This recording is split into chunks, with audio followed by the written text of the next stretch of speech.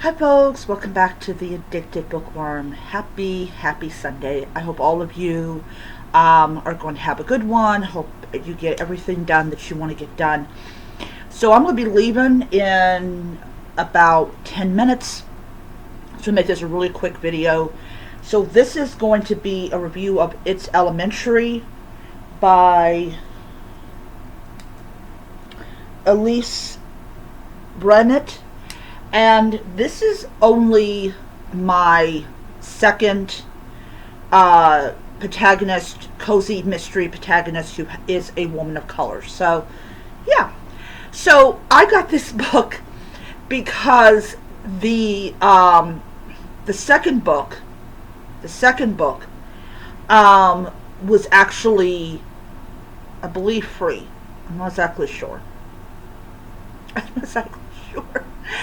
Anyway, because I got the second book like a long time ago. I wouldn't say a long time ago. I shouldn't say that. More like maybe in January or February. I'm not exactly sure. And at the time, I didn't realize that was the second book. This is actually the first book. And yes, I put a screen protector on it, and I suck at it. I suck at it really badly. Anyways, it doesn't keep me from reading the book, but it's annoying that I have all these air bubbles. Anyways, getting back to the book. So It's Elementary is the first book in this cozy mystery series that takes place in this town, and our protagonist is she works with the community, and she does all these different kinds of things. Well, there's a woman called Trisha who decides to volunteer this woman to run a DEI committee. And Trisha, she's a piece of work. She's a piece of work. Have you ever encountered a character that you right off the bat just didn't like? It reminded you of all those people that you honestly did not like? Well, congratulations. Trisha's a woman that reminds me of all the other people I've ever met that I did not like. And so, even though she doesn't want to do this, she is kind of roped into doing this. And when things don't go exactly the way that Trisha believes they should go, she loses her ever-loving mind. Like when she was trying to keep this school from becoming a school for, like, super smart kids, and it turns out that that's not exactly what is going to happen.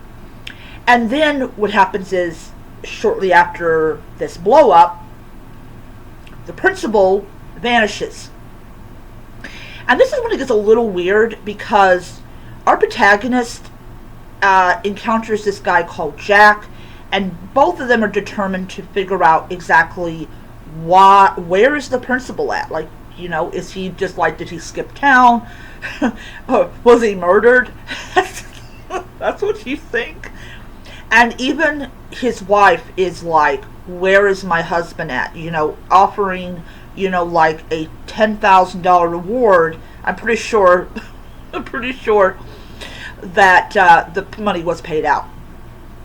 So they're going out there and they're trying to figure out like what is going on. And as the story progresses on in this book, it becomes quite clear that things are just not what they appear to be. And at the end of it, we find out that actually there was no murder. Oh, I gotta wash my hair. There was no murder. It was just the principal was just kidnapped and stuffed in a building. And it's really complicated because her explanation makes absolutely no sense at all. And I'm like, okay, like, what in the world is going on here? Is the principal really as bad as the, well, her name is, I believe you pronounce her name is Connie. I think that's how you pronounce her name. But she had a very, like, crappy, pardon my French, life. She basically, she was not exactly, like, rich or anything, and she falls in love with this young man whose family owns, like, half the city, and he beats her, gets her pregnant. She runs away, changes her name, marries a guy called Ben, has her boys, and sure enough, she's found. And I believe the person who found her was the principal, and she basically, like, knocked him up and put him in a building. I just, like, I don't know. I mean, it's kind of confusing. It's kind of confusing. Anyways, despite the fact that he now can't hunt her down anymore, if that's how I've been reading into it, he's still stuck as principal, and he still has to deal with the problems with being a principal. But I don't really think that that he's ever going to find her ever again, because now she's kind of gotten a lot smarter. But nobody died in this book.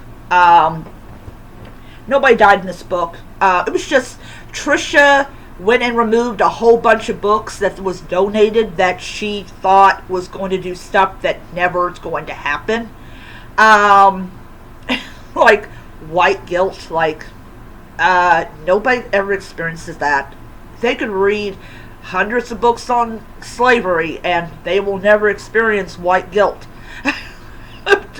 I don't know where that comes from. I don't know. It's like, they're dead. Like, what? Sorry, it's laughable. I don't experience white guilt. I just experience annoyance, but I don't experience white guilt. Anyways, absolutely thought this was, I'm gonna be honest, I thought this was a pretty good book. It's definitely a lot better than the typical, like, oh, there's a dead body. But I don't know about about a game's afoot. I think there might actually be a dead body, because the cover art has a chalk outline of a dead body. So yeah.